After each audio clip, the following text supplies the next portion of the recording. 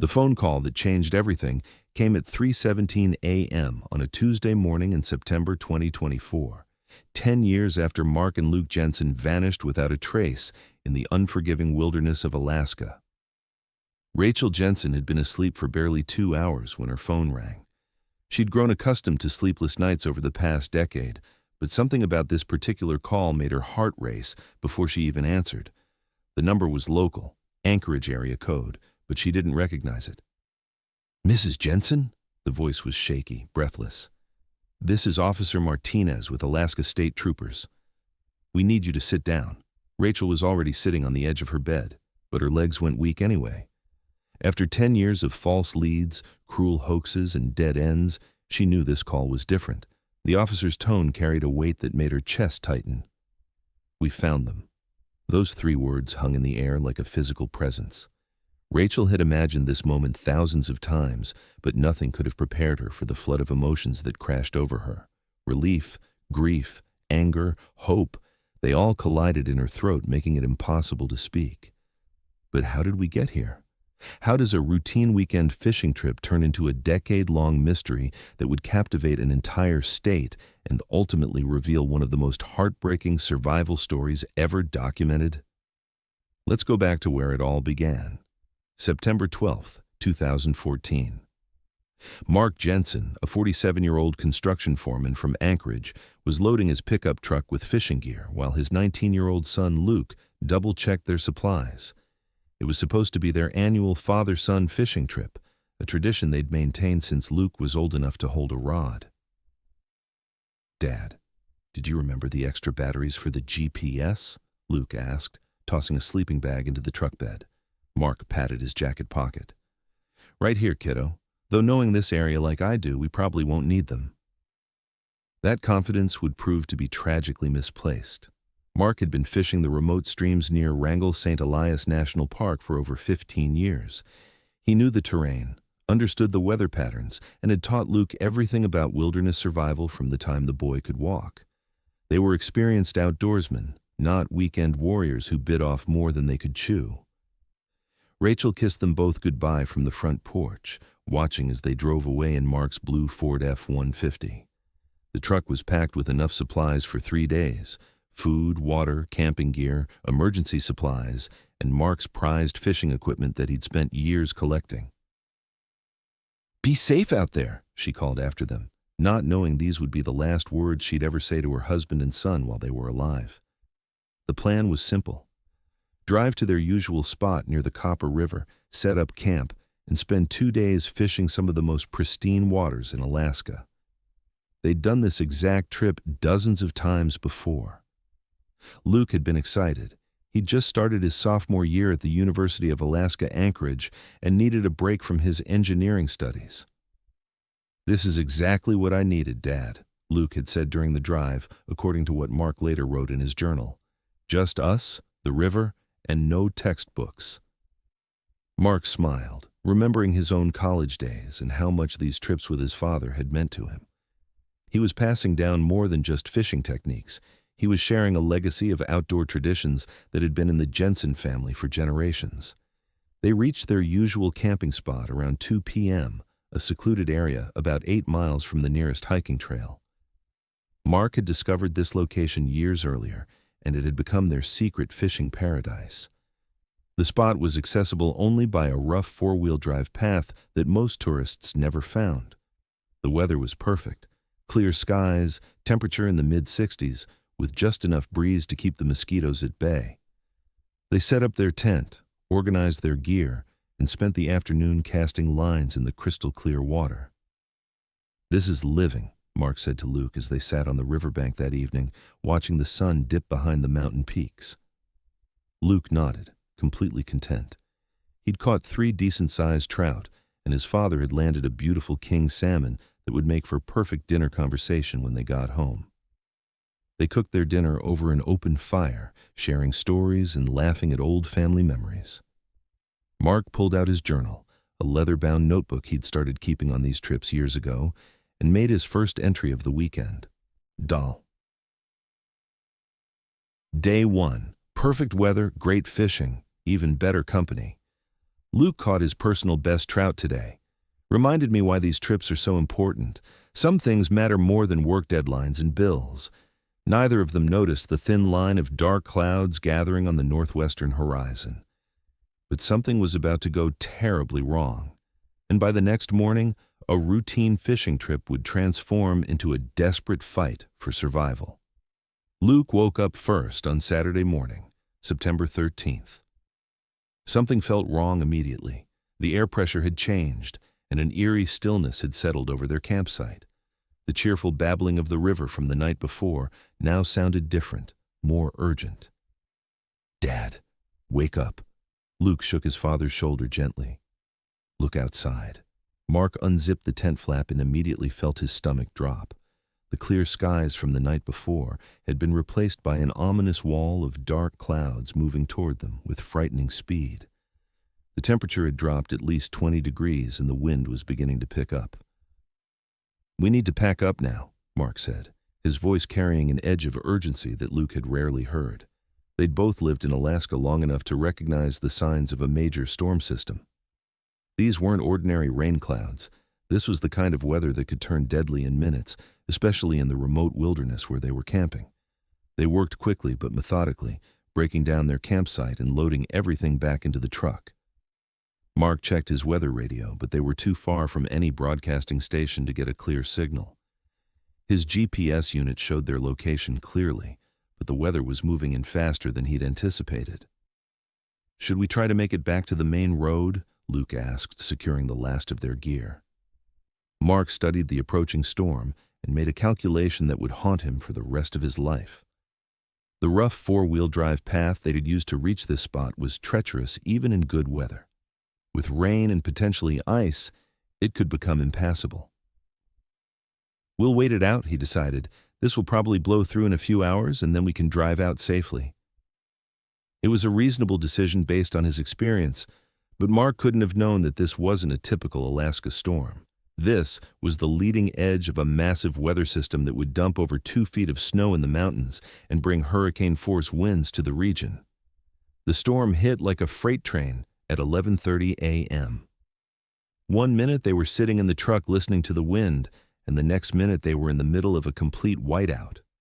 Snow was falling so heavily that they couldn't see more than a few feet in any direction. The wind was howling with such intensity that their truck was actually rocking back and forth. "I've never seen anything like this," Luke said, his voice tight with worry. Mark gripped the steering wheel, even though the truck wasn't moving. He'd lived through plenty of Alaska storms, but this was different. This felt dangerous in a way that made his survival instincts scream warnings. The snow continued to fall for 6 hours straight. When it finally began to ease up around 5 p.m., they discovered that their world had been completely transformed. The familiar landscape they'd navigated for years was now buried under deep snow, and worse yet, several large trees had fallen across the path they'd used to drive in. "We're blocked in," Mark said quietly, staring at the massive pine tree that lay directly across their route out. Luke got out of the truck to assess the situation. The tree was enormous, probably 3 feet in diameter, and there was no way they could move it by hand. Even if they'd brought a chainsaw, the tree was positioned in such a way that cutting it would be extremely dangerous. But that wasn't the worst of their problems. When Mark tried to start the truck to find an alternate route, nothing happened. The engine turned over but wouldn't catch. After 20 minutes of troubleshooting, he discovered the problem. Snow had somehow gotten into the air intake, and moisture had damaged the electrical system. They were stranded. Mark pulled out his cell phone, but as expected, there was no signal. They were too far from any cell tower, and the mountains blocked most radio communications. His satellite phone was back home in the garage. He'd meant to bring it, but forgot in the rush to pack. "Okay, let's think about this logically," Mark said, trying to keep calm for Luke's sake. "We have plenty of food and water.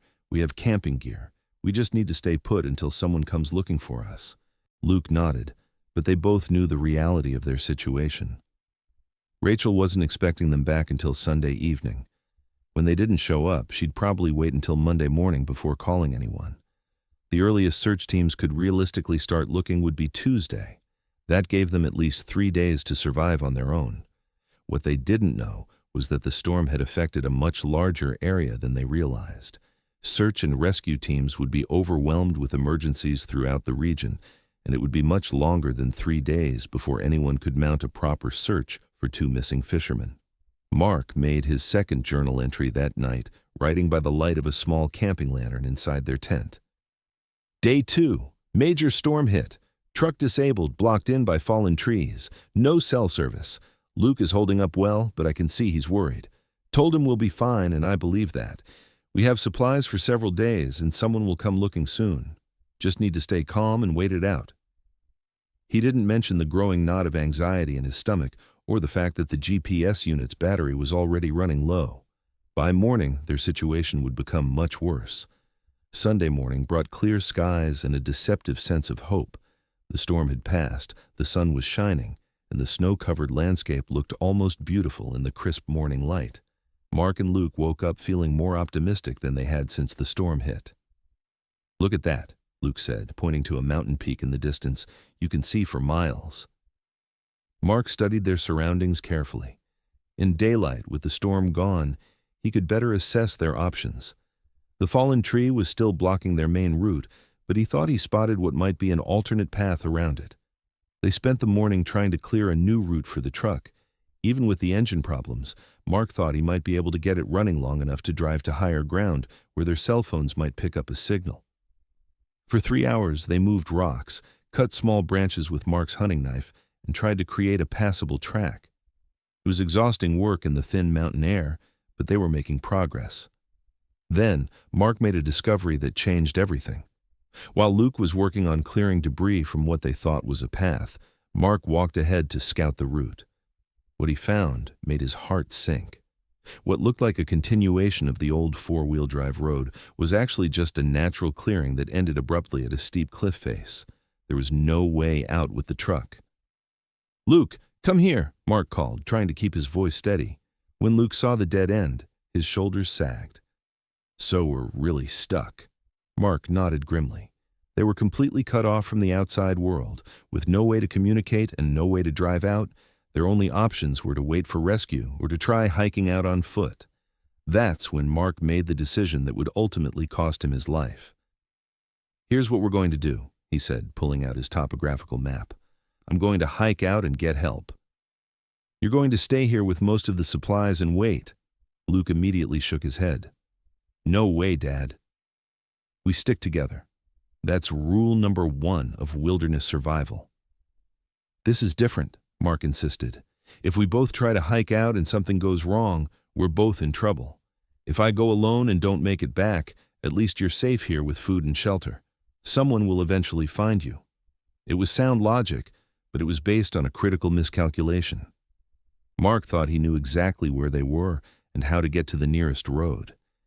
He'd studied this area for years, and he was confident he could make the hike in 1 day, maybe 2 at most. But the storm had changed more than just the landscape. It had also affected Mark's GPS unit more than he realized. The device was still showing their location, but the readings were increasingly inaccurate due to moisture damage in the electronics. Mark spent that afternoon preparing for his solo hike. He packed light, just water, some energy bars, his knife, a compass, and a small first aid kit. He left Luke with the tent, sleeping bags, most of their food, and detailed instructions on what to do if he didn't return within 48 hours.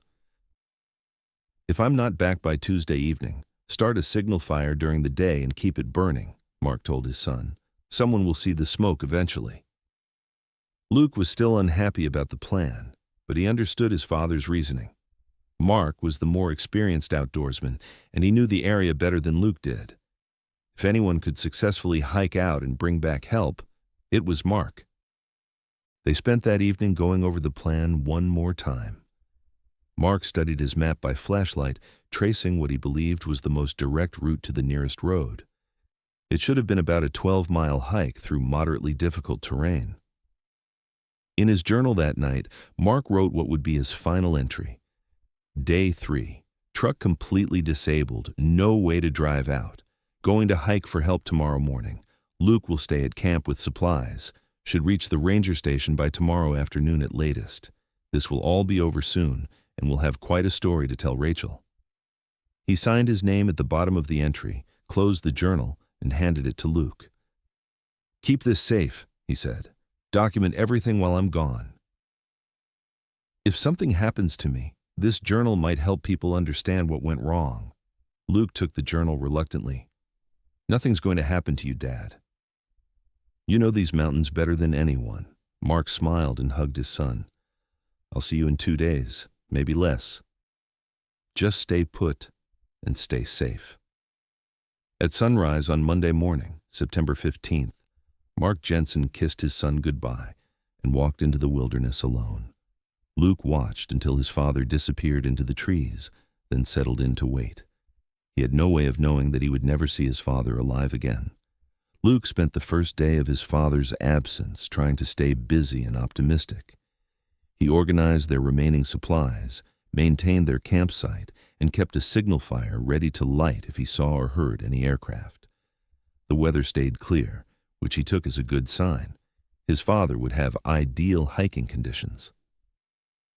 By Monday evening, Luke was starting to feel anxious, but not yet worried. His father had said he might not make it to the ranger station until late in the day, and it could take time to organize a rescue team to come back for Luke. "He's probably sitting in some warm office right now, drinking coffee and drawing maps for the search team," Luke told himself. Tuesday came and went with no sign of rescue. Luke lit his signal fire as instructed, feeding it with green branches to create thick smoke that would be visible for miles. He kept the fire burning all day, but no aircraft appeared. That night, Luke made his first entry in his father's journal. Day 5. Dad has been gone 2 days, no sign of rescue yet. Keeping signal fire burning, weather still good. Starting to worry, but Dad always said patience is the most important survival skill. He'll come back. By Wednesday, Luke's concern had turned to genuine fear. His father should have reached help by now, even if he'd gotten lost or had to take a longer route. The fact that no search teams had appeared meant something had gone wrong. Luke faced a terrible dilemma. Should he stay at the campsite where his father expected to find him, or should he try to follow his father's route and look for him? Mark's instructions had been clear. Stay put no matter what. But what if his father was injured somewhere, needing help? Thursday morning brought the first real crisis. Luke woke up to find that a bear had gotten into their food supplies during the night. The animal had torn apart their camp, scattered their gear, and consumed or ruined most of their remaining food. Luke managed to salvage some canned goods and energy bars, but he now had maybe 3 days' worth of food left. If his father didn't return soon, or if rescue teams didn't find him, he would face the very real possibility of starvation. The bear encounter also highlighted how vulnerable he was alone in the wilderness. Luke was a strong, capable young man, but he didn't have his father's decades of outdoor experience. Every sound in the forest now seemed threatening. Every shadow could hide danger. That night, he wrote in the journal again, Day 7, bear got into our food. Only a few days of supplies left. Still no sign of Dad or rescue teams. Starting to think something bad happened to Dad. Should I try to follow his route? But what if he comes back and I'm not here? Don't know what to do. Friday brought a cold rain that made everything miserable. Luke's signal fire kept getting extinguished by the downpour, and he was running low on dry wood to restart it. He was also beginning to experience the first signs of malnutrition, dizziness, weakness, and difficulty concentrating. The journal entries from this period reveal a young man struggling to maintain hope while facing the growing realization that he might be completely on his own. Day 8, raining hard, can't keep signal fire going, feeling weak. Dad should have been back by now, or rescue teams should have found me. Something is very wrong. I'm scared, but I have to stay strong. Dad would want me to survive. By the weekend, Luke had been alone for nearly a week. His food supplies were almost gone, and he hadn't seen any sign of human activity, no aircraft, no distant sounds of vehicles or machinery. The isolation was becoming as dangerous as the lack of food. Luke began to realize that if he was going to survive, he needed to take action. Staying at the campsite was no longer viable. He was going to die there if he didn't get help soon. On Saturday morning, Exactly 1 week after his father had left, Luke made a decision that probably saved his life in the short term but would ultimately lead to tragedy. He decided to leave the campsite and try to find his way to safety. But first, he made a critical choice that would prove crucial years later. Instead of taking the journal with him, Luke decided to leave it at the campsite, along with a detailed note explaining what had happened and which direction he was going. "If Dad comes back, or if search teams find this place, they need to know what happened," he wrote in his final camp entry. "I'm going to try to follow Dad's route. If I don't make it, at least people will know we tried." Luke carefully wrapped the journal in plastic and left it inside the tent along with their remaining gear. He took only essential survival supplies: water, the last of their food, a knife, and his father's compass. On Sunday morning, September 22nd, exactly 10 days after they had left home for what was supposed to be a simple weekend fishing trip, Luke Jensen walked away from their campsite and into the unforgiving Alaska wilderness. He was 19 years old, alone, and dangerously inexperienced for what lay ahead. What Luke didn't know was that search teams had actually been looking for them for days, but they were searching in completely the wrong area. Rachel Jensen knew something was wrong the moment Sunday evening came and went without any word from Mark and Luke. Her husband was punctual to a fault. If he said they'd be home by 6 p.m., he'd be home by 6 p.m., or he'd find a way to call. By 10 p.m., Sunday night, Rachel was pacing the floor of their Anchorage home, checking her phone every few minutes and looking out the window for headlights that never came. She called Mark's cell phone repeatedly, but every call went straight to voicemail. Monday morning, she called the Alaska State Troopers. "My husband and son went fishing in the Wrangell-St. Elias area," she told the dispatcher. "They were supposed to be back last night, and I haven't heard from them." The response was frustratingly routine. The dispatcher took down basic information: names, ages, description of the vehicle, general location where they'd gone fishing. Rachel was told that someone would call her back within 24 hours if Mark and Luke didn't return on their own. "A lot of times these guys just decide to stay an extra day or two," the dispatcher said in a tone that suggested this was a common occurrence, especially if the fishing's good. But Rachel knew better. Mark would never stay extra days without calling, especially knowing she'd worry. Something was definitely wrong. Tuesday morning brought the first real search effort, but it was hampered from the beginning by a critical error.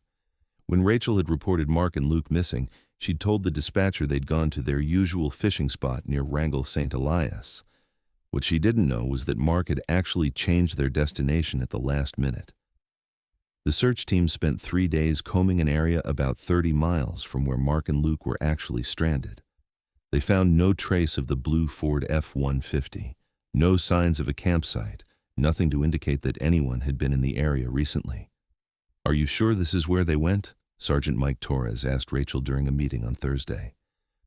"We've covered every accessible fishing spot in that region." Rachel was frustrated and increasingly desperate. "I'm telling you, that's where Mark always goes fishing.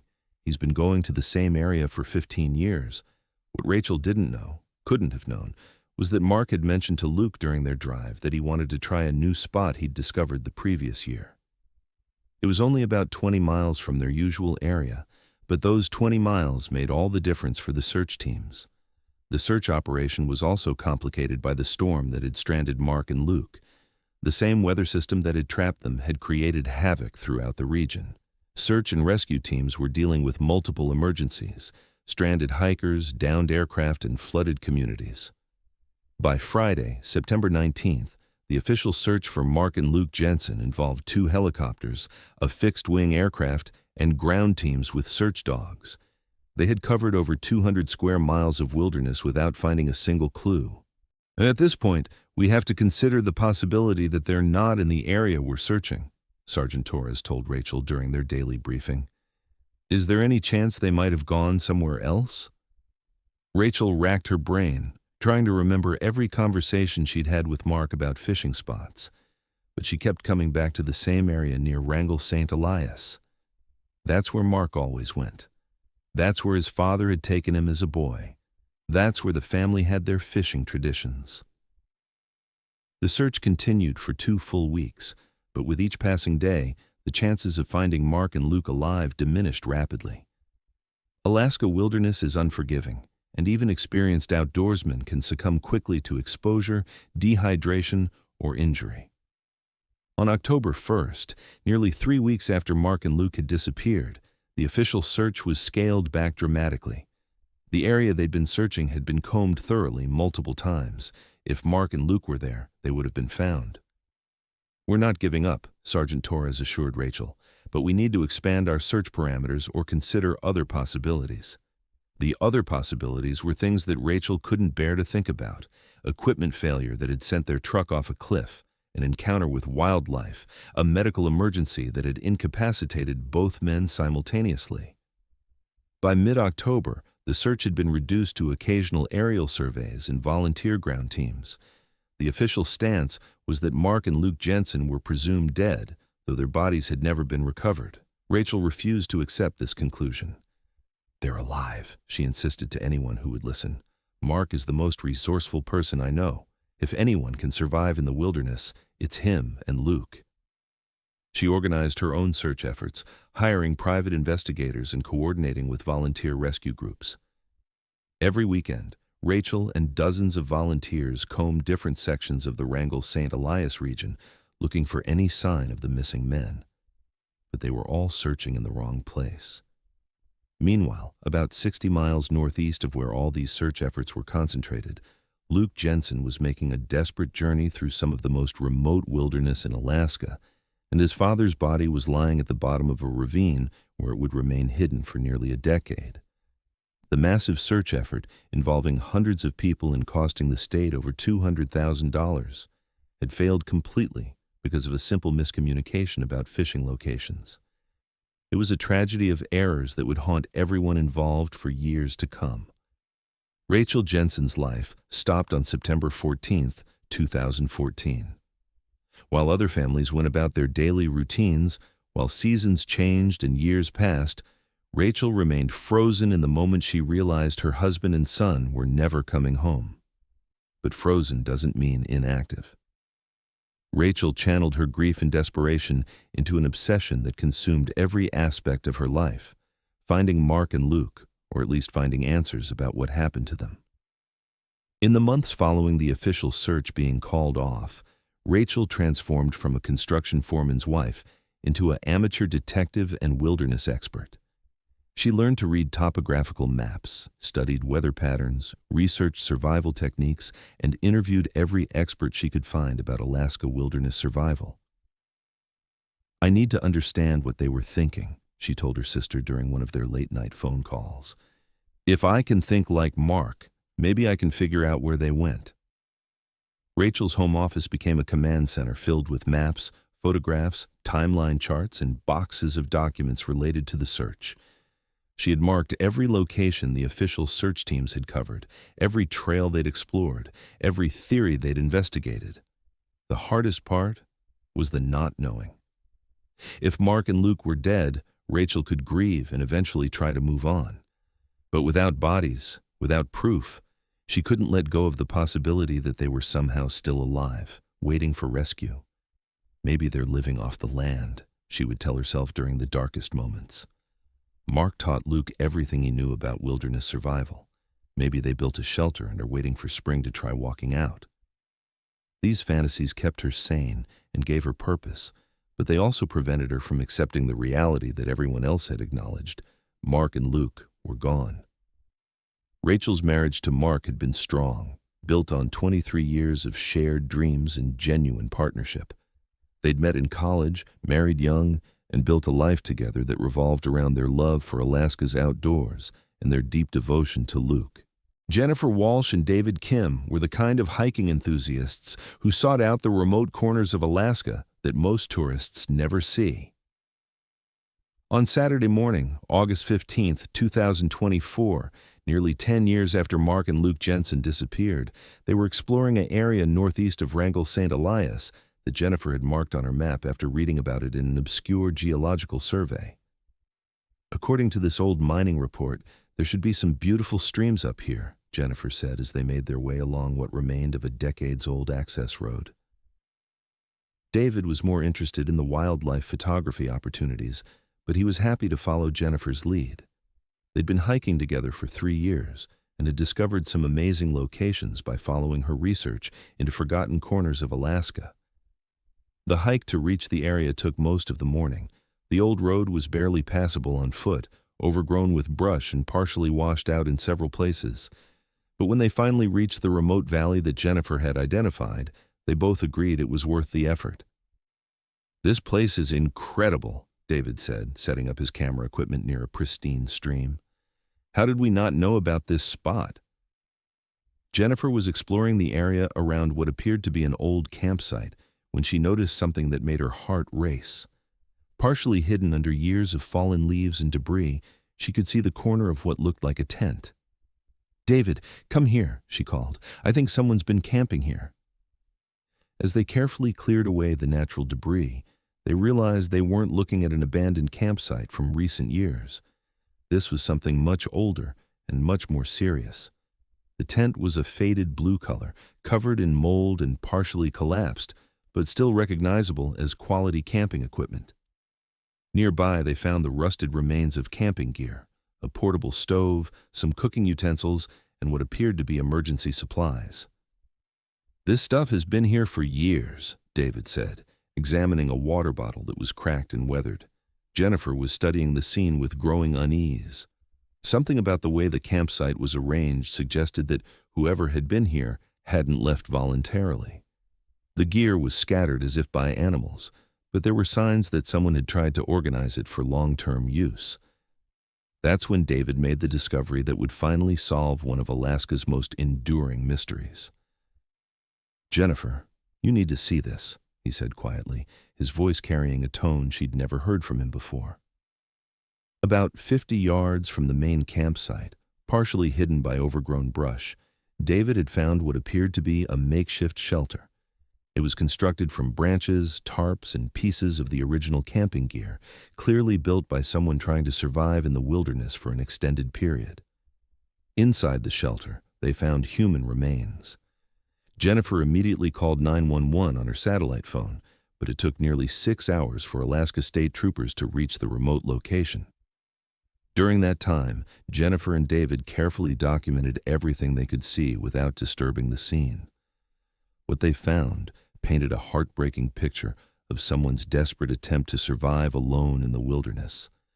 The remains were those of a young man, probably in his late teens or early 20s. His clothing had deteriorated, but they could see he'd been wearing hiking boots and outdoor gear appropriate for Alaska wilderness. Near the body, they found a plastic bag containing a leather journal that had been carefully protected from the elements. When Sergeant Martinez, the same officer who would later call Rachel Jensen, opened the journal at the scene, he immediately understood the significance of what they'd found. The journal contained dozens of entries dating from September 2014, written in 2 different handwritings. The early entries were signed Mark Jensen, and the later entries were signed Luke Jensen. "We found them," Sergeant Martinez radioed back to headquarters. "We found the Jensen family." The leather journal that Jennifer and David discovered would become the most important piece of evidence in solving the Jensen mystery. Protected by multiple layers of plastic wrap, the journal had survived nearly a decade in the Alaska wilderness, with most of its pages intact and readable. As investigators carefully examined the entries, a heartbreaking story emerged, one that revealed both the tragic fate of Mark and Luke Jensen and the incredible will to survive that had kept Luke alive for weeks after his father's disappearance. Luke's entries picked up where his father's had left off, documenting his increasingly desperate situation after Mark failed to return from his solo hike for help. But the most devastating revelations came from Luke's later entries, written after he'd left the original campsite and discovered the truth about what had happened to his father. Day 12. Found Dad today. He didn't make it. Those 6 words, written in Luke's increasingly shaky handwriting, marked the moment when hope died and survival became Luke's only focus. Luke's journal entries revealed that 3 days after leaving their original campsite, he had discovered his father's body at the bottom of a steep ravine about 2 miles from where Mark had started his hike for help. The area was treacherous, with loose rock and hidden drop-offs that would be nearly impossible to see during poor weather conditions. "Dad must have been trying to take a shortcut down the mountain," Luke wrote. "There are tracks in the mud where he slipped. Looks like he fell about 30 feet. He was carrying the emergency supplies when it happened." The discovery of his father's body had devastated Luke emotionally, but it also provided him with additional survival supplies that would keep him alive for several more weeks. Mark had been carrying most of their emergency food, water purification tablets, and first aid supplies when he died. Luke's journal entries from this period revealed a young man struggling with grief while fighting desperately to stay alive. Day 15. Buried Dad as best I could with rocks, said a prayer. He would want me to survive this. Going to try to make it to that ranger station he was heading for. Found his map. I think I know the way. But Luke's attempt to follow his father's route to safety would prove just as deadly as it had for Mark. The terrain was more difficult than either of them had realized, and Luke lacked his father's experience in navigating through unmarked wilderness. By day 20, Luke had become completely lost. His journal entries revealed someone fighting off panic while dealing with exhaustion, dehydration, and the early stages of hypothermia. Day 20, completely turned around. Can't find the trail Dad marked on his map. Been walking in circles for 2 days, water running low. Haven't seen any aircraft or signs of people. Starting to think I'm going to die out here. That's when Luke made the decision that probably extended his life by several weeks. He decided to stop trying to hike out and instead focus on creating a survival shelter and waiting for rescue. Luke found a small clearing near a stream and began constructing what would become his final camp. Using skills his father had taught him and techniques he remembered from wilderness survival shows, Luke built a surprisingly sophisticated shelter from branches, bark, and salvaged materials from their camping gear. Day 22. Built a decent shelter near water source. Going to stay put and wait for rescue. Someone has to be looking for us by now. Mom will never give up. Luke was right about his mother, but he was wrong about being found quickly. The remote location where he'd ended up was miles from any established trail, and the thick forest canopy made it nearly impossible to spot from aircraft. For the next 3 weeks, Luke survived by fishing in the stream, gathering berries, and carefully rationing the emergency supplies he'd recovered from his father's pack. His journal entries during this period showed remarkable resilience and ingenuity. Day 28. Caught 2 small fish today, using hooks Dad made from safety pins. Water tastes clean after boiling. Found some berries that look like ones Dad showed me before. Still hoping someone will find me. Day 31. Getting weaker, hard to concentrate, but the shelter is solid and I have water. Just need to wait it out. Day 35. Saw a plane today, way up high. Tried to signal with mirror from Dad's pack, but don't think they saw me. We'll keep trying. Luke's final journal entries, written in increasingly unsteady handwriting, revealed someone slowly losing the battle against malnutrition and exposure. Day 42. Very weak now. Haven't been able to catch fish in 3 days. Berries all gone for the season. Keep thinking about home, about Mom. Hope she knows I tried. Day 45. Can barely write. Hands shaking. If anyone finds this, please tell Mom that Dad and I loved her. We tried to come home. The last entry was dated October 28, 2014, exactly 46 days after Mark and Luke had left Anchorage for their weekend fishing trip. Day 46. Getting hard to think, want to sleep.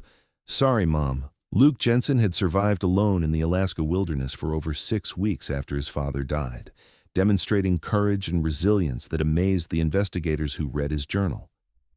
He had outlasted multiple snowstorms, sub-freezing temperatures, and near starvation before finally succumbing to the harsh conditions. The forensic investigation that followed the discovery of Luke's remains in the journal provided crucial details about exactly what had happened to both father and son, filling in gaps that Luke's journal entries had left unclear. Dr. Sarah Chen, Alaska's chief medical examiner, led the forensic team that examined both sets of remains. Her findings provided definitive answers about how Mark and Luke had died, while also revealing just how close Luke had come to surviving his ordeal. Luke Jensen survived 46 days alone in conditions that would have killed most people within a week, Dr. Chen explained during a press conference. His father taught him well, and his will to live was extraordinary. The forensic examination of Mark's remains confirmed Luke's account of what had happened. Mark had indeed died from injuries sustained in a fall, probably within hours of leaving their original campsite. The location where his body was found was along a logical route toward the nearest ranger station, but it required navigating through extremely treacherous terrain. Mark Jensen was an experienced outdoorsman, but even experienced people can make fatal mistakes in wilderness conditions, Dr. Chen noted. The storm that trapped them had made the rocks slippery and created conditions where a simple misstep could be deadly. The examination of Luke's remains told an even more remarkable story. Despite weeks of malnutrition and exposure, Luke had managed to maintain his core body temperature and avoid fatal dehydration right up until the end. Luke's survival shelter was actually quite sophisticated, said wilderness survival expert Tom Bradley, who was brought in to analyze Luke's final campsite. He had created a structure that would have kept him alive indefinitely if he'd been able to solve the food problem. The forensic team also found evidence that Luke had been much closer to rescue than he'd realized. His final campsite was only about 3 miles from a hunting trail that was regularly used by local guides. If he had known about the trail and been strong enough to reach it, he probably would have been found. It's heartbreaking to think how close he came, Dr. Chen said. A few more miles in the right direction, and this story might have had a very different ending. The investigation also revealed why the original search efforts had failed so completely. Mark and Luke's original campsite was nearly 60 miles from the area that search teams had focused on, in a region that wasn't even considered during the 2014 search operation. The search teams did everything right based on the information they had, explained Sergeant Martinez, but they were looking in completely the wrong place. This case shows why it's so important to have precise location information when people go into the wilderness.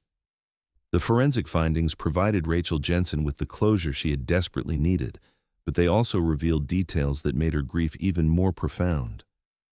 Reading Luke's journal entries, she could see exactly how her son had fought to survive and how much he had thought about her during his final weeks. "He never gave up hope that he'd see me again," Rachel said through tears during an interview. Even at the end, he was still thinking about home. The discovery of Mark and Luke Jensen's remains shocked Alaska and drew national attention. After a decade of searching, Rachel Jensen suddenly faced the media spotlight she had once begged for. "For 10 years, I couldn't get anyone to pay attention," she told CNN. "Now everyone wants the story, but it's too late to help Mark and Luke." Luke's journal entries, released in part by Alaska State Troopers, revealed his courage, love, and determination. His words touched millions, sparking tributes online and the trending hashtag #AlaskaStrong.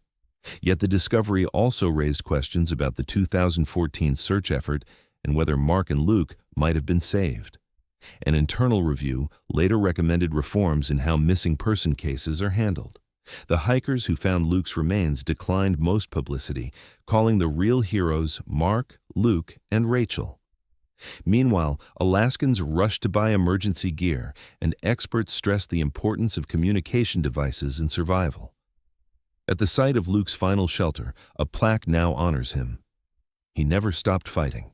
After 10 years of searching, Rachel Jensen finally learned the truth about her husband and son. Reading Luke's final journal entries was both heartbreaking and beautiful. His words revealed his love for his mother, his grief over his father, and his determination to survive. On September 12, 2024, exactly 10 years after their final trip, Rachel held a memorial service at Anchorage Baptist Church, attended by hundreds. Mark and Luke were buried together overlooking the Chugach Mountains, their headstone inscribed with Luke's words, "We tried to come home." In the months after, Rachel announced she was moving to Seattle to start a new life.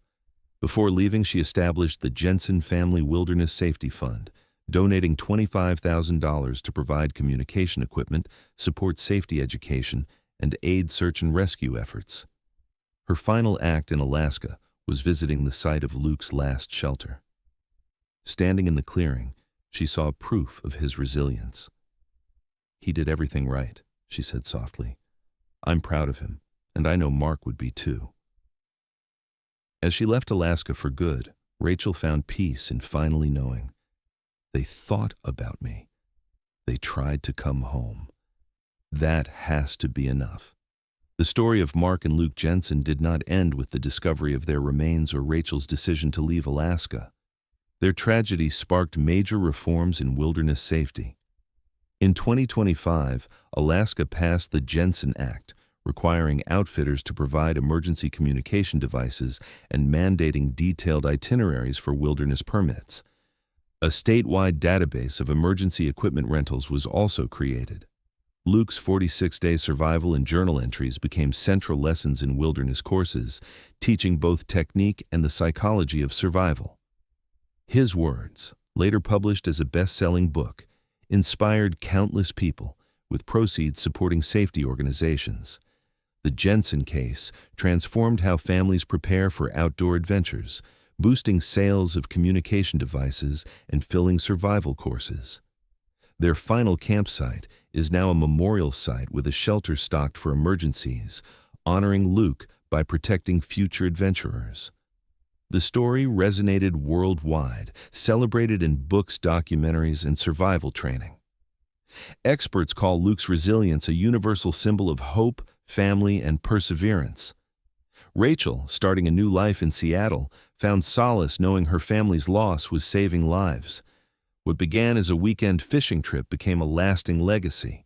Proof that even in tragedy, love endures, hope matters, and the human spirit can withstand the harshest wilderness.